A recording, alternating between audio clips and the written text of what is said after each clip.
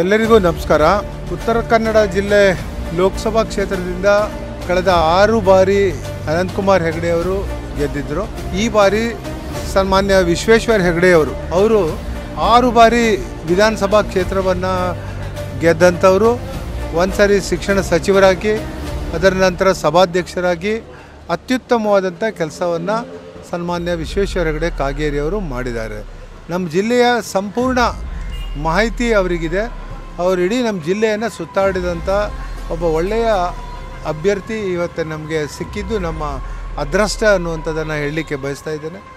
ಇವತ್ತು ಪ್ರತಿ ಮತದಾರರನ್ನು ಮಾತಾಡಿಸಿದವಾಗ ನಮಗೆ ಮೋದಿ ಬೇಕ್ರಿ, ಈ ದೇಶ ಮುಖ್ಯ, ಹೀಗಾಗಿ ನಾವು ಮೋದಿಯವರನ್ನು ನೋಡಿ ಮತ ನೀಡ್ತೇವೆ ಅನ್ನುವಂಥದ್ದನ್ನು ಎಲ್ಲ ಮತದಾರರು ಸಾಮಾನ್ಯವಾಗಿ ಮಾತನಾಡ್ತಾ ಇದ್ದಾರೆ.